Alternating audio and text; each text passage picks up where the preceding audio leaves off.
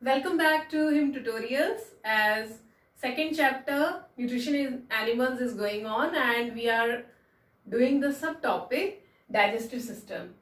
So under this topic, the learning objective which we are going to learn today, that is salivary gland and their types, and second one is the composition of saliva.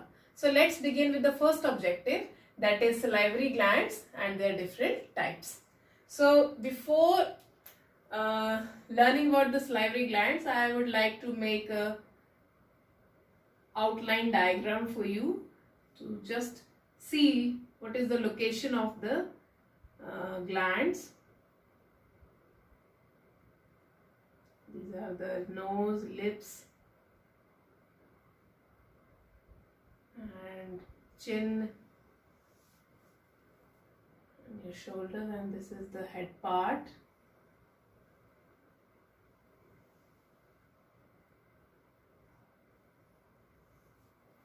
This is your ear and this is your ear lobe. So as I have told you earlier, and we have discussed it also, that this part is your buccal cavity. So the salivary glands are not inside the buccal cavity, they are outside the buccal cavity, but their openings open up in the buccal cavity to just pour out the saliva from the salivary glands. So let's see where the glands are present. The first gland is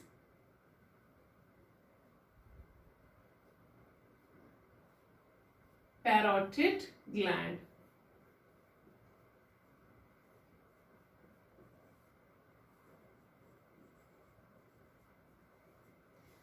The second gland is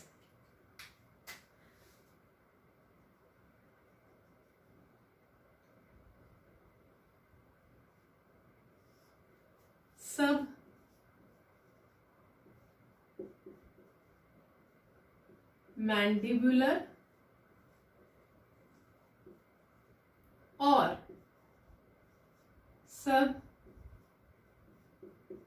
submaxillary gland. The third gland is present. This is your tongue in the lower jaw. This is the tongue. And below the tongue, there is presence of the third gland. And this is the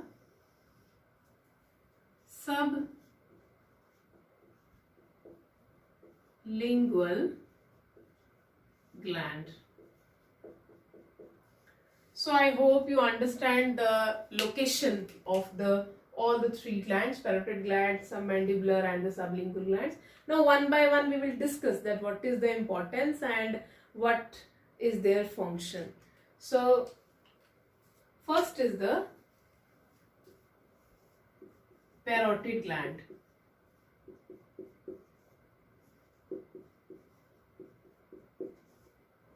So what is the location of this gland? Parotid gland is present beneath your earlobe.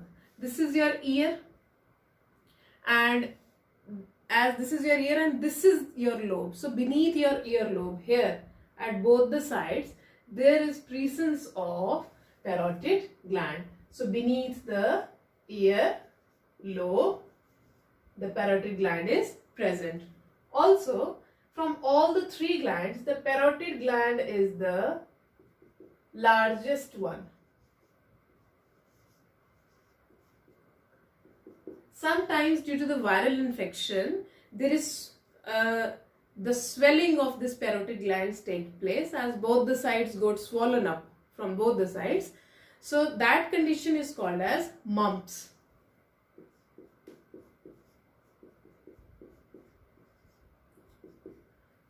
Parotid gland is also responsible for secreting the watery substance in the mouth, as if we see some tasty food or if we smell some tasty food, so that time our mouth watered itself. So that watery substance is also secreted by parotid gland.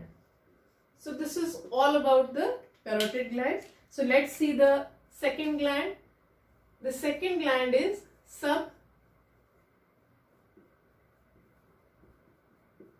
submandibular gland.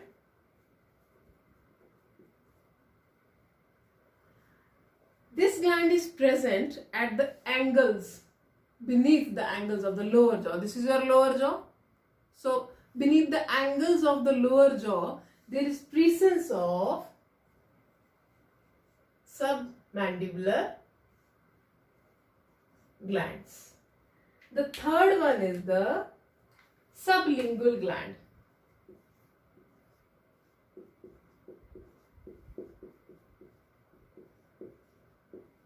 Sublingual gland, and sublingual gland is present beneath your tongue. The tongue which is present as a floor of the buccal cavity. So beneath the tongue there is presence of the sublingual gland. So many times you have seen that some people have the habit of spitting or here and there. So that spit is made up of mucus and some water. So these two glands, submandibular gland and sublingual gland, they are responsible for sending this mucus inside our mouth. The water is sent by the parotid gland and the mucus is given by the submandibular and the sublingual gland. So here our first objective of the day is complete, that different type of glands and their salivary glands and their types. Now we will switch towards the second objective, that is the composition of the saliva. So in the composition of saliva, as the salivary glands secrete the saliva as a secretion, so the saliva consists of water in majority. It also has salts and mucus. Then the pH of the saliva is 6.8, that is slightly acidic. Why acidic? So that it can kill the germs which enter in our mouth. Next is, in whole day, all the three, they produce up to 1 to 1.5 liters of saliva. Next point is very main point, and that is the saliva has very special kind of enzyme in it, that is salivary amylase, also called as ptyalin. And it is very important because due to this salivary amylase, the digestion of the food starts in our mouth and it changes the starch to maltose. Changes the starch to maltose. One more important thing is that saliva has got lysozyme.